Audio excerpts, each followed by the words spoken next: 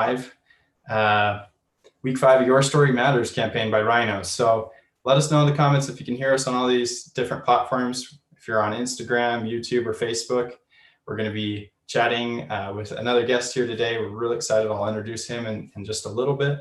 But let us know in the comments if you can hear us. We're going to need you participating in this stream. And so we'll just make sure that that's all working and we'll get going. So.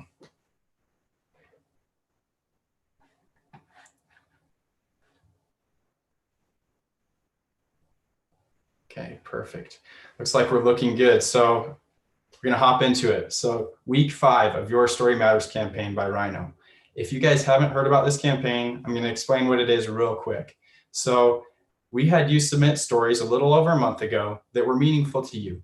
And we wanted to take those basically gold nuggets that you gave us, write a script, and then take you from script to screen, showing you how to make a short film. There are so many things when you make a film, when it involves whether it's just a small production, it's perhaps even just you're in front of the camera, all the way up to bigger productions. This is going to have a crew, relatively small still. We're going to keep it 4 to 5 people, and then the talent we're filming. But we want to take you on that process and show you how to do this. It's going to be a lot of fun, and we're really excited. So we've got our story on lock. The story is a film called Grounded, which is about a young man who's gone through a lot of hard challenges in his life. He's sort of at this stage of rediscovery, and he finds himself again as he goes out and explores in nature and has this awesome experience looking up at the stars, kind of getting away from all the city lights and getting out and being able to breathe clearly and have that fresh sky. So we're excited for that. We've got our first production day coming up at the end of this week. Actually, we'll be live on set with you there. We'll talk more at the end about what else we have going in terms of schedule for the streams for this week. So pay attention to that. There's going to be a lot of great content coming your way. And I want to do a big shout out to Rode, the guys at Rode Microphones. They do an amazing job. We'll see here that I have a little bit different setup today. They sent this out to us to help improve the audio quality that much more. And so let us know how it sounds. And if you have any questions about Rode products, just check them out. They offer many great things for all ranges, from just getting into it to professional, and they're all very competitive prices. So thank you, Rode, for doing that. Today, we have a special sponsor as well. The sponsor is Venus Optics, the makers of Laowa lenses. They make incredible lenses. They typically have some sort of specialty. I don't want to say that they're like just a niche lens. They can serve a variety of purposes, but what they do really, really well. You've probably seen a lot of footage on YouTube or anywhere about their probe lens doing a lot of cool things for different commercial work, documentaries, and providing a really unique perspective. So with them being our sponsor today, they were kind enough to send out 5 swag kits to us that we're going to be giving away during this stream. And here's how you can interact with that. So first off, I want to show you what we got going. So everything's going to come in this kit that we will ship out to you. So we've got, let's do a little show and tell. We've got this nice Laowa tote. It will hold everything. We've got, of course, a nice little lens case. Keep your lenses safe as they're in your bag. This flexible little tripod. It's like a mixture of just a mini tripod, but also kind of a gorilla pod where it's got flex to it, but because it's got this foam, it's going to provide a lot of friction to whatever you're mounting on. Should hold pretty well. This one actually comes with a little glyph for your smartphone, so that's nice and convenient. And finally, well, 2 more things actually. We've got a t-shirt as well. We'll actually see our guest rocking this shirt today. So it's an awesome shirt. And then finally, a $20 coupon off your next lens purchase from Laowa. So the way that this is going to work, this giveaway today, we're going to have, we'll paste in the comments their website. It's Venus, VENUS lens.net. And you can go there, and there's going to be a handful of questions around things on their website that, as I ask them, whoever's the first to comment them, and we see that response, we'll get your information and get this kit out to you. Now, that being said, we are streaming to Instagram, YouTube, and Facebook. So we have all of them pulled up, and the first one that pops up will be able to get it to you, but things load at different times. So whatever we see first on our end, I'm sorry, that's just what we're gonna have to go with. We are super excited today to have Tom Antos with us. He's a YouTuber that's been in the game a long time. He's got over 20 years experience in this space, and just an incredible wealth of knowledge. I'm sure many of you have seen his videos, and we're going to learn from him. We're going to pick his brain, in particular around camera rigs. I love building out camera rigs. With my background in industrial design, I am particularly fond of building out rigs, and so we'll talk about that today. Tom, so happy to have you with us. How are you doing? Good, good. How are you guys doing? Doing great. Can't complain. We're here with you. We're going to be talking camera, so there's not much better. Yeah, I think a lot of us are like, we don't want to admit to it, but we're kind of, gearheads, right? We love to play around with the stuff. So, I promise I don't have any gear problem. I don't. Okay.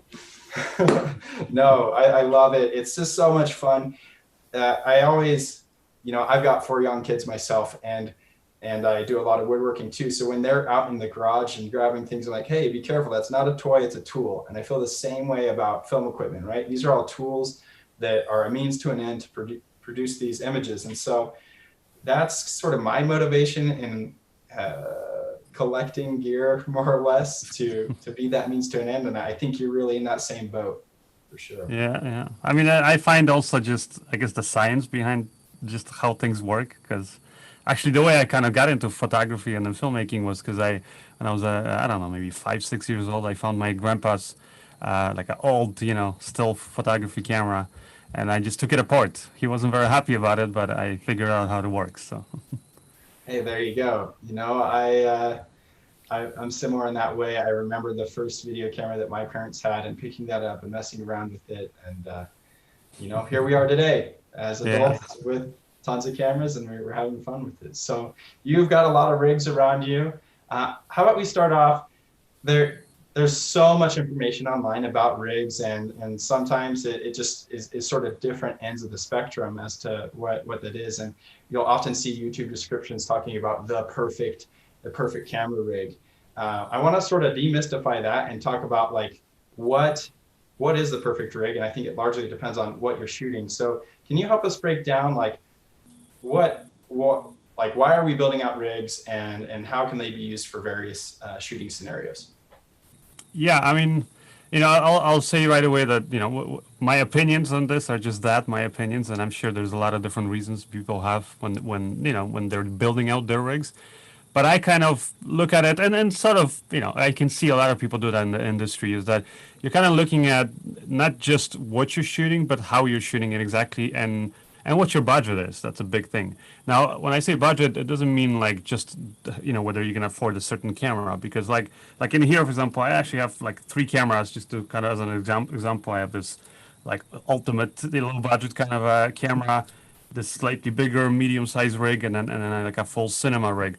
But the cameras themselves are pretty affordable. I mean, these days I think a lot of them are have come down so much in price that if this is your job, you're most likely going to be able to afford it. But what you should look at though is not so much if you can afford that camera gear, but what is the overall budget of the project you're shooting? Because if for example let's say if you spend all your money and you get like a nice big full size cinema rig, like I have this Ursa Mini here behind me with cinema lenses and all that stuff, but then you're shooting a project where let's say it's like a 1 or 2 man production and running and gunning and all that stuff, and you don't have anybody assisting you, then working with a big rig like this, it first of all, it just might be really tiring. Also, it just might be impossible because the bigger cameras obviously require everything else around it is usually bigger or just more complicated, so it requires more people to operate it.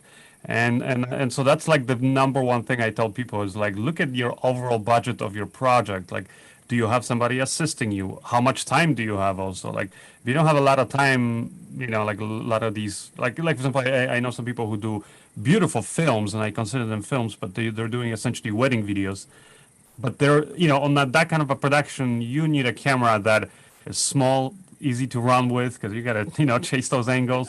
And also that has really good AF and lenses that, for example, most likely you're not gonna be shooting with prime lenses, so you're gonna get zooms and also zooms that have good, autofocus. because you want to be able to one or two people get all these, you know, and cover basically all these angles and do it really fast. Versus if you're doing sort of a, you know, like a traditional kind of a narrative cinema kind of a project, and you have a team of people working with you, and you have, you know, a camera assistant, you know, maybe you have a second camera assistant, somebody pulling focus, somebody just operating the camera, and you're maybe just, you know, standing behind the monitor, and you're concentrating on the shots. You also have a whole grip department, and they're able to, you know, rig out the camera. And if you just tell them, hey, I want to put the camera up on the ceiling, you know, looking down, they can rig all that stuff out for you. Well, if you're working on a small little, again, production where there's, you know, very few people, then you probably don't want to go with a big camera like that. Something this light and this small is going to be, you know, a much better choice. Even though, again, like I'm saying, you're able to afford pretty much most cameras on the market these days. So at least that's how I feel about it. Yeah, it's really very, very true, right? Like when purchasing a camera, it's so much more than just the camera, right? Like even at just that product level, you have the camera, you have all those accessories that go with it to make that camera perform at its best, right? Especially as you get more into the cinema space, typically you need more of those ancillary supportive products to help it be its best version, right? Whereas a lot of these smaller cameras, they're equipped to kind of be that all-in-one for that smaller crew.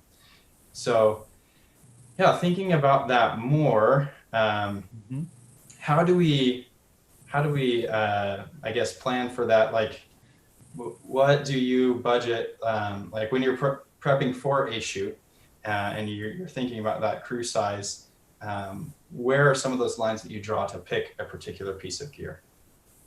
So, like I said, obviously looking at the size of the crew, how many people are you going to have assisting you, how many people you have helping you, you know, rig the camera, or even just, you know, like carry the camera. Like if I'm working with a big cinema rig, there's a lot of beautiful things you can do with those rigs, but trust me, you know, I don't want to be the one carrying that camera with me the whole day, because it's not just the camera. Like if you look at it here, it's, you know, automatically the whole support system for something like this is going to be much bigger. So the tripod is a lot more massive, heavier. Like let's say if you wanted to rig this up and get like a moving shot, you either probably going to put it on like a full-size dolly, and then again you need minimum two people, or some of these dollies you need even four people to lift them up. So that's one thing. If you want to even put it on a gimbal, like I have this is like the smallest gimbal that I've been able to find for that camera rig. And this thing itself, this gimbal, is so heavy that like I can lift it up, but I literally, like, maybe after a minute my hands are shaking already. So then I gotta put, you know, an easy rig and hang that, you know, over my head. And just again, it's a much bigger, complicated setup. And also it takes longer than if I want to, let's say, switch from, you know, having the camera on sticks to a dolly or to a gimbal. So you need to make sure then that you have the people to help you do all those things, but then also that you have the time, like you can actually stop, you know, take a break, reset the camera, because especially if you're putting these, like a lot of these cameras on gimbals, you're gonna have to rebalance things, and the second you even change the you know, your lens, for example, everything kind of goes, you know, whack on you, and you got to kind of, you know, again, spend the time, and you have to have that luxury of time. So that's kind of the one thing that I look at. So like if I'm shooting, like a lot of projects these days, you know, when I'm shooting, I love using these sort of, what I call them now, like mid-size cameras. So here I have a Z cam. I think you guys are shooting with the, you said the Komodo, right? So these are, like, I think, great new line of cameras because they're pretty much like the same in terms of image quality as you're gonna get with those big cinema cameras, but they're much smaller, much lighter.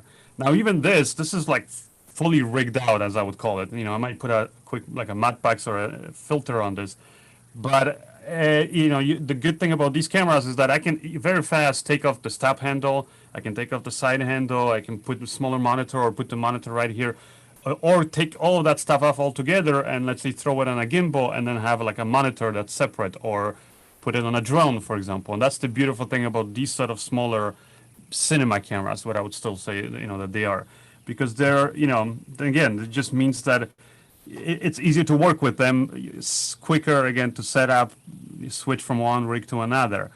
but you're still gonna need, I would say, like even with a mid-size, like a rig like this, I would say you probably want to have at least one camera assistant helping you. Whether it's, even just have somebody pulling focus for you, because a lot of, these cameras don't have basically autofocus, or most of them don't have reliable autofocus. So that's one thing.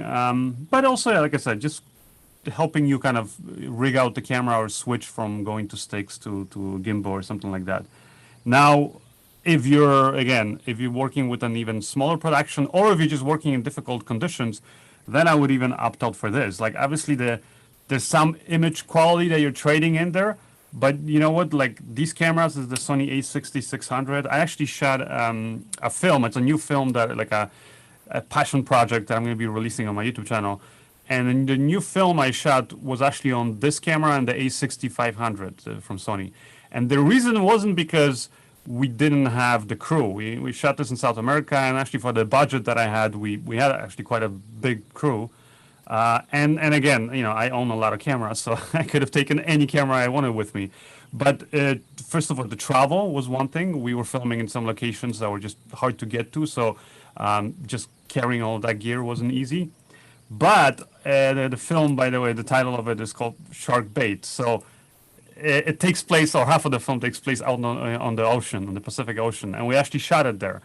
And I just knew right away when I was looking at this, or like for example the Blackmagic pocket cameras, I love using them all, but the problem was, okay, I had like not many, but I had a few shots I knew I wanted to get under the water, and finding an underwater rig, even for a mid-sized camera like that, I mean that you're talking like $5,000-$6,000 for a big cinema camera. You're talking sometimes even $15,000-$20,000, like a good underwater rig. Well, for this thing, I bought something that was like $40. It's literally this plastic bag, and I put the camera in there, and it worked. Not only that, but I was so happy, like when we were actually started filming, because I remember the first day we were out in the water, like maybe within an hour and a half of our crew and cast got seasick. So, they had to go back to shore. We were like shooting whatever we could. We had a very small crew then. And then I remember I was a director in that film, but my DP was even telling me, because I had like cinema glass on this camera. And my DP's like, Tom, we got to ditch the cinema glass. Just give me the kit lens, because it's just chaotic. Because, like we had a smaller crew, but also like just filming on those boats was insane, because just by the time we set up the shot and everything is ready, we sync the sound and we go, okay, action. And then the boats start drifting, and suddenly the angle's completely wrong, or the sound, the lighting is wrong.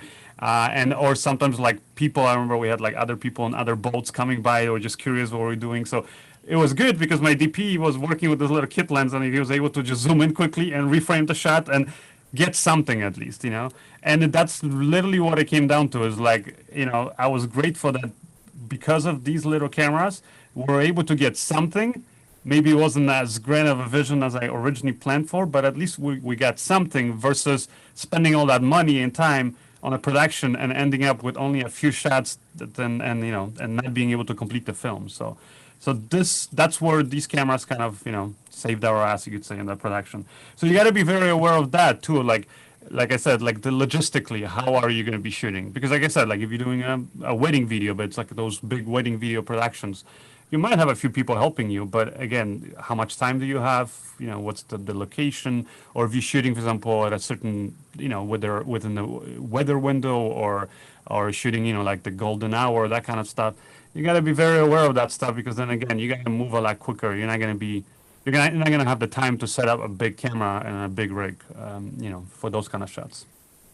Yeah, 100%. We hear that adage a lot, that the best camera to use is the one that you have, like it's the easiest to use. And I think that's true. Like even if you have much better cameras, sometimes it's still not the appropriate one for the job. And you've illustrated many great instances of why that's the case. I think that as we're just getting in, like as some filmmakers are just getting into the game, it's easy to get like big eyes about these different cameras. But we need to keep in mind that it's not just about the camera itself, especially as you get even into that medium cinema rig. Can you explain some of those things that you might need in terms of actual components to help make that camera really sing? And what are some things that people might forget, like in the beginning, are pretty much essential parts of those types of rigs? Yeah, I mean up here what I got is a cage. A lot of cameras now, I'm not gonna say they require a cage because I actually did for this Zcam.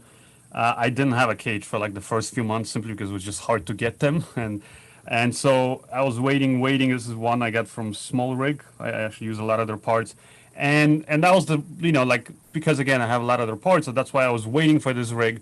But again, like I said, until I got it, I was able to still shoot with this camera without the rig.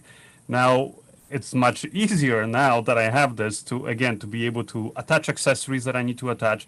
Because for example, like before when I was shooting without the cage, I remember I had a shot where I wanted to do like wireless follow focus.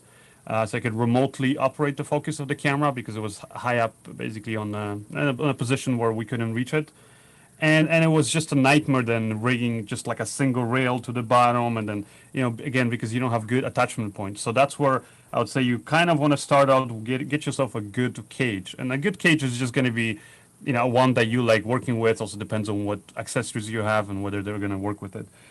Small rig, like I said, I use them because I have a lot of their parts, and they just kind of they're like almost like Lego for camera geeks. You can kind of take things apart and put them together, and I love this because again I can very quickly rebuild this camera. So like I said, this is like a nice sort of cinema build. It gives me good to hear monitor screen so I can see properly.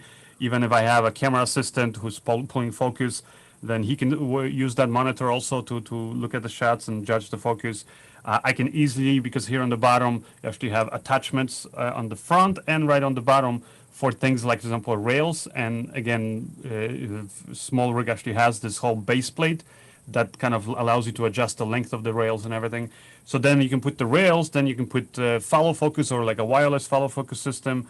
If, for example, I wanted to attach a matte packs with filters and stuff, again, I can attach that to those rails, which, again, without this having that cage, like I said, I was able to work with this camera, but then just simply meant that I didn't, I was not able to have a follow focus. I had to actually manually like kind of hold the lens ring here and focus it, which is not as good, especially when you get really used to pulling focus with a follow focus system. It's not as accurate. It's not as I would say intuitive working this way. So definitely I was missing that. Also, like being able to attach a lot of accessories, whether it's like, for example, in this case, I have like a little handle I attached. And again, this is cool because Small Rig makes this handle so that I can actually fit an SSD there. So I can record, from the camera to the SSD, like things like that. And if, you can attach other things like extra monitor if I wanted to have, again, like a dedicated monitor for the camera system or things like that. I can do that versus if you don't have a cage, there is like on the Zcam there is one basically quarter 20 thread on the top, but that's it. And I definitely wouldn't trust my life with putting like, for example, once you have like a big lens and this follow focus and this whole thing set up, it's gonna weigh a lot more. And then suddenly attaching, let's say, a top handle to that one quarter 20 thread on the top, you're risking a lot of money basically, hanging it up in the air like that. So that's where having a cage that kind of fully encloses the camera and keeps it protected that way is much better. But like I said, like if I need to quickly strip this, that's where having a good camera, cage and all these accessories is very helpful because then, oh, looks like I really tightened this one. Yeah, there it is. Okay, so I can, for example, see like take out the handle. Even if I wanted to, actually, I can just put the monitor here. If let's say if I'm not like holding the camera, then I can just take out the monitor, and I can just put it up here. So I can have it like that, right? So right away it's a smaller rig. But let's say if I don't need a monitor, maybe I want to put this on a gimbal. Then again, I can just take this out. Take out even the side handle.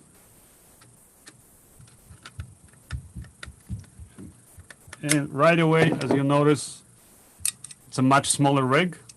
And you can even, like let's say if I'm on a gimbal, actually a lot of times with this camera, I'll plug in like a D-tap power cable. So then I don't even need the battery. And so again, you're just able to quickly strip out this camera and it still works. You're still getting the same image quality, but it's much easier now to balance this on a gimbal and things like that versus having all these things. But then, like I said, the second you take it off the gimbal, and then you want to be able to work with it, let's say, as a handheld camera rig, or even if it's on sticks, but you need to have the extra monitor and things like that.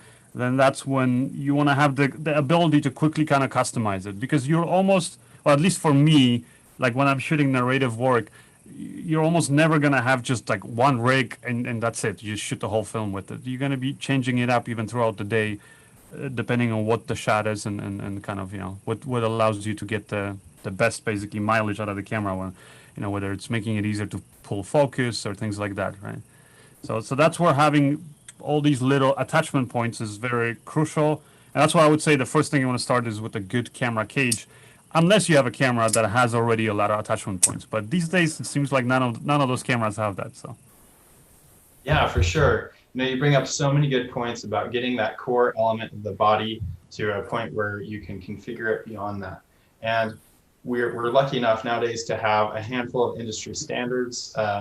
And for those of you that don't know and are maybe new to filmmaking, so we have NATO rail, which is, I don't know if you can hold your camera up in a way there, Tom, to show some of that, but the way that he was sliding on his handles and different components was with that, so it can quickly go on. Or another standard is the RE mount, which basically there's two main screw sizes that we want to talk about. Actually, Tom, do you want to mention what some of those standards may be? As we I mean get the ones, yeah, the one I guess that I use the most is going to be the quarter 20, right, thread, and then the 3/8, right? yeah, And it's and airy rosette here, like this attachment, that's also very helpful. Like it allows you to, especially if I'm putting this as a shoulder rig, which once I attach the rails on the bottom, then I have small rig, little like a shoulder pad, and then, but obviously the camera is like sitting here on your shoulder, so it's a little bit further back, not the most comfortable way to hold it. So then I have this sort of an extension arm with the grip here that attaches to the airy rosette. So that's again where I can quickly configure this pretty small camera, but make it very comfortable for using kind of over the shoulder kind of handheld rig, right? yeah, for sure. One of the things that I think is really great too, beyond all these different accessories, sure, a cage is camera specific, but all these other accessories that you've shown us will be able to live throughout the life of many cameras, right? Yeah. You can use those handles, you can use those monitor mounts and so forth. So when you're investing in it, it's much beyond just that camera. So it's pretty cool how it all intermixes. Just like you mentioned, it's the adult version of Legos for camera people. So Yeah.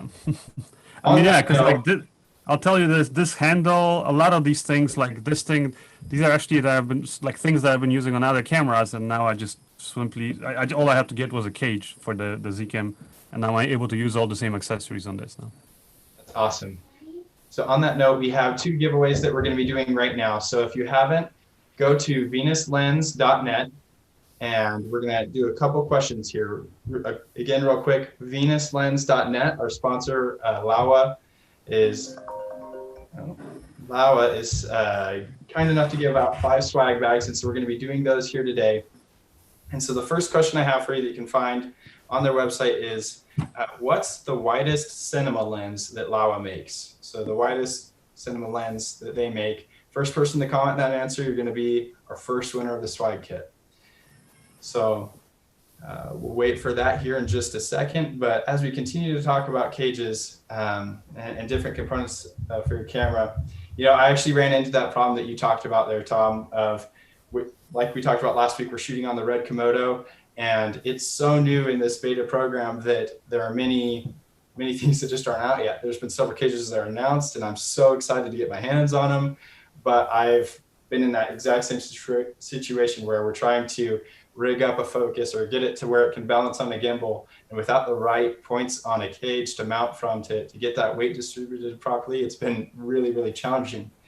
One of the cool workarounds, there's actually a lot of this information that's sort of just out in the public as to what these industry standards are for different sizes. And you can then take that information, and whether you know how to do it or have a buddy, I've actually designed a lot of these parts and 3D printed them to where they're going to be strong enough to work as an interim component. And so we've actually got some of that same NATO rail here on the camera to be able to quickly slide on. We've got our mic, we've got our focus, and then this handle as well. So, you do whatever you can to make it work. And like I said, we're excited to get the cages as that moves forward.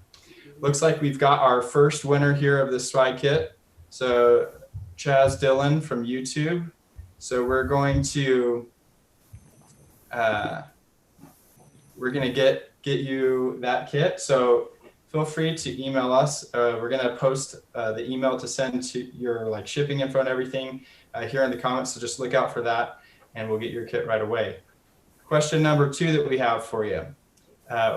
What focal length is the 2x macro probe lens? So what's the focal length of that lens? And that's that longer lens with the really narrow barrel. What's the focal length? So Laowa lenses, they're a bunch of fun. We're going to be shooting, and we'll be talking more here in just a little bit on our next stream about the lenses and filtration systems that we'll be using. So we'll have more giveaways from both Laowa as well as Polar Pro. So be on the lookout for that too. So Tom, you had mentioned as we were getting prepped for the stream that you yourself are about heading out on a new production coming up here. What's your camera of choice for that, and explain kind of your thought process behind that? So actually, yeah, I'm taking this one, the Zcam, because again, it kind of offers the best of both worlds. And this, basically, it's kind of, like I said, a very relaxed production. So and kind of doing it on my own time, sort of a passion project. So because of that, I have the luxury to kind of just sit there until I get the perfect shot. Now, like I said, if that wasn't the case, maybe I'd even take something like this. But yeah, this I just find like it's a perfect kind of a mid-size and camera. Like I said, I can strip it down. At the same time, I can make it nice and big for whatever it is that I need, and it just makes it easier to travel. Like I can fit this camera and like all of the lenses in like a nice mid-size camera bag that I can actually backpack that I can carry, versus like the cinema rig, just the camera and like the mat box. It's like a giant roller bag, and then the cinema glass and everything. I mean, that's like a whole other case, and yeah, it's just a nightmare. The tripod is humongous for that thing, so I definitely wouldn't take that for while traveling. So definitely, yeah, I find like this is going to be the perfect kind of middle ground. But like I said, like sometimes I'll even opt out for this. It just really depends on what I'm shooting and how I'm shooting it. Perfect. Yeah, well, I'm super excited for you to be able to get out and shoot, and hope everything goes super well, as I'm sure it will. So we've got that second winner. So that 2x probe lens, the focal length is 24 millimeters, and it gives you a really cool perspective. And that winner from Facebook is Julian Naff. So Julian, just shoot us an email, or you can DM us as well on Facebook. That's easy enough there, and we'll be able to get you lined up with this Laowa kit. So going in here, we're going to do another giveaway real quick, and then we'll also, during this time, if you have questions for Tom just about camera cages, we'd love to go into some Q&A as we talk more about this. But of the cinema lenses that Laowa currently offers, how many are there? Like, of their cinema lens range, how many do they currently have on their site under that cinema category? And actually, that's a great transition point. You've mentioned a couple of things. What makes a cinema lens, Tom? I guess the easiest way to answer it is to basically it makes it standard, standard size and just the layout of the lenses. So it makes the attachment or the accessories, I should say, for it, just kind of fit a lot better. It's designed for one thing only, or one type of a kind of a rig. So like in here, I have, I hope you guys can see well, but yeah, I have like a cinema lens, and even though it's a 50 millimeter lens, if I put, for example, like I have an 85, for example, or like I think some of the wider ones like 20 something. If I put them on there, it doesn't matter what focal lengths. The lens is the exact same length. The position of the aperture and the focus rings is in the same place. It's the same diameter too. So that means that now the matte box fits perfectly. And just again, it's kind of a standard, like an industry standard when it comes to the diameter and all that stuff. Versus like in here, I have sort of you could call it a cinema lens. These are what is this? I forgot now because there's a few different brands that make these, but this one's a Samyang actually, but it's Rokinon lenses.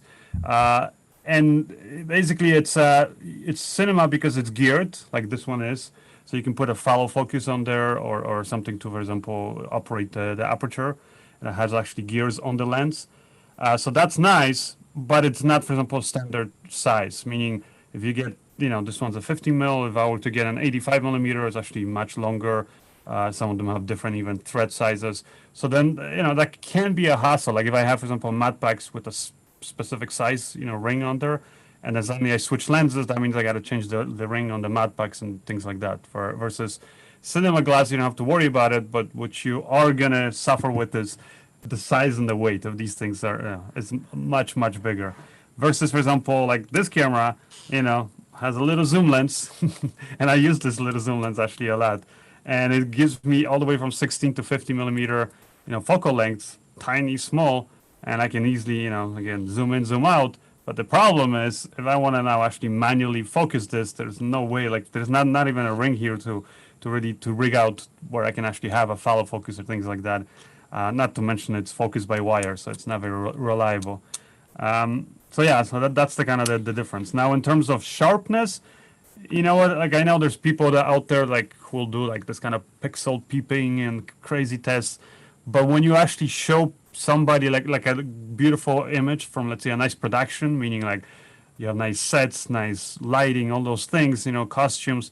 When all those things are done properly, you'll see almost no difference whether it's this camera and this little lens, or this camera or that big camera with that ginormous lens.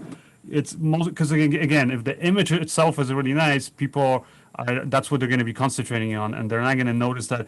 Oh well, this lens, it's slightly, not as sharp as I would like it to be, or things like that. So or the color reproduction isn't all the way there. So like I said, I think quality wise, all of these cameras that we can get right now and most lenses are going to be suitable.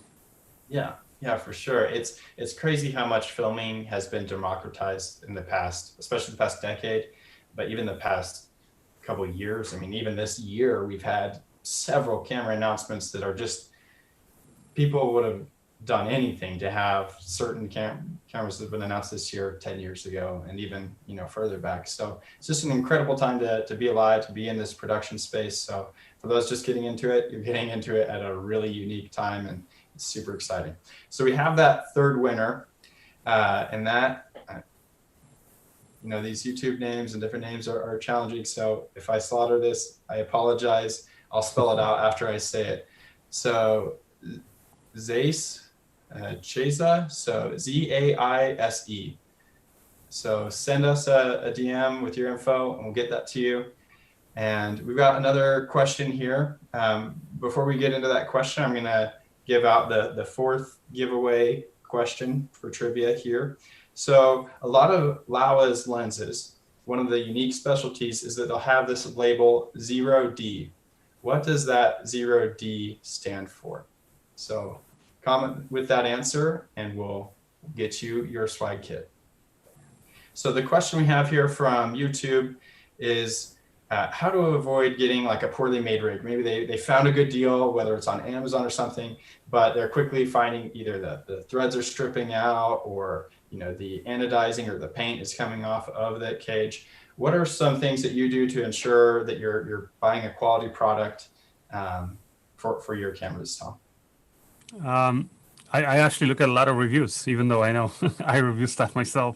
So like if I can't get my hands on something, which I'm usually pretty good and resourceful. So, and also I have a lot of relationships with different manufacturers. So I'll try to get my hands on something before I actually spend my own money on things.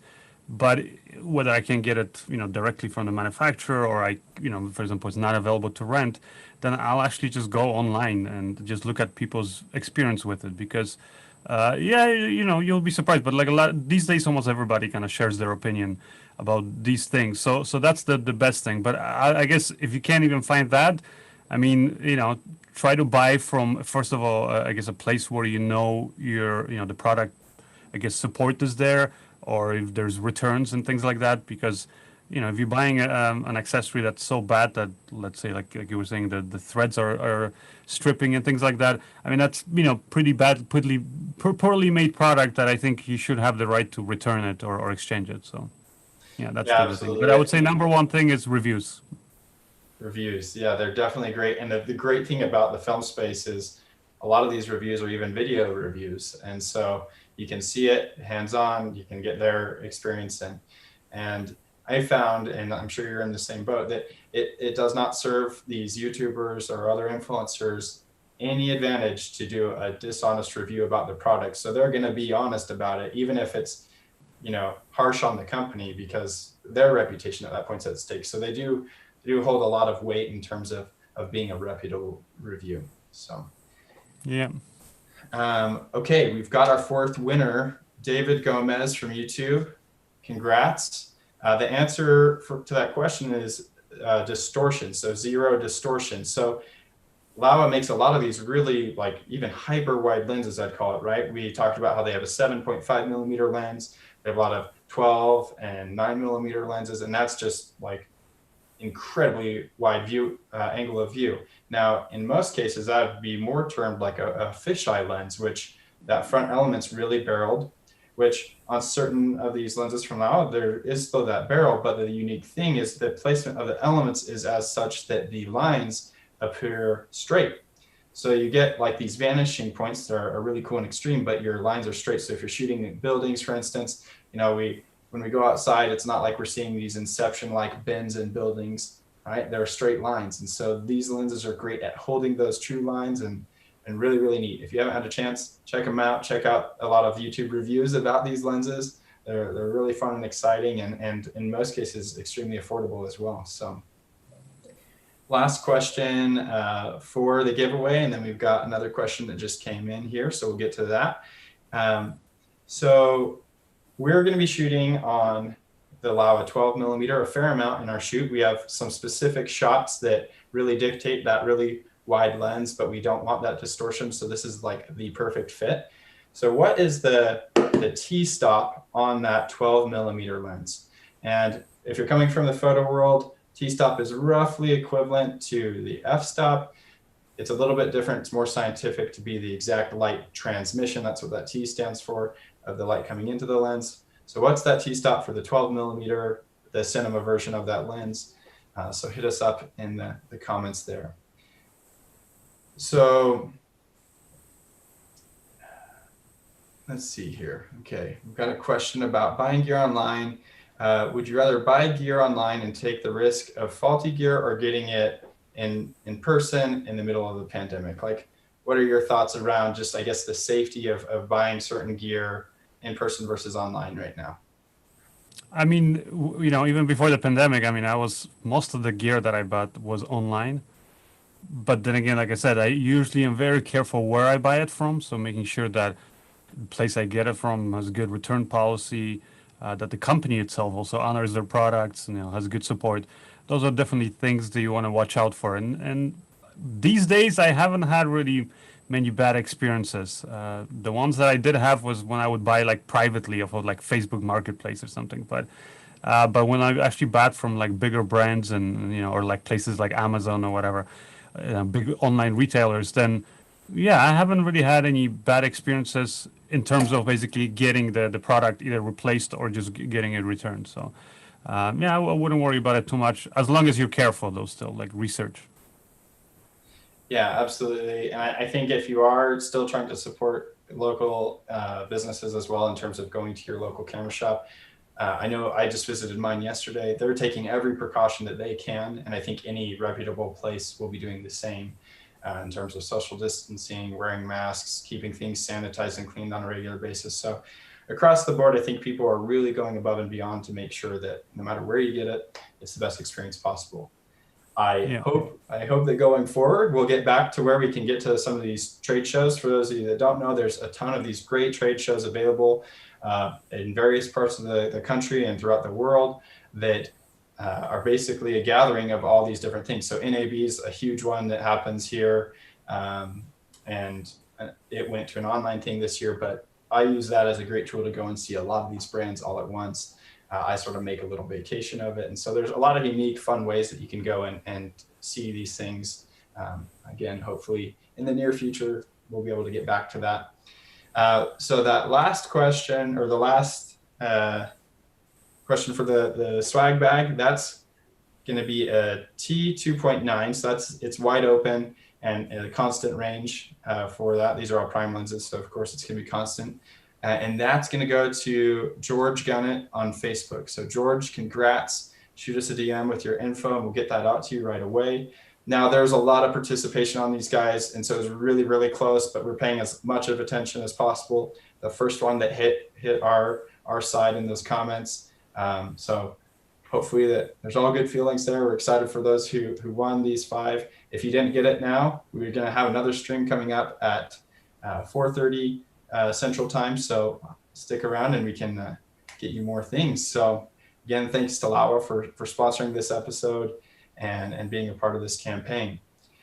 Tom, thanks so much for all your time today. And you gave us a lot of great information about cameras and how to properly build out a cage, get prepped for these different shoots, consider, not just budget, but like what does it mean in terms of people, in terms of time.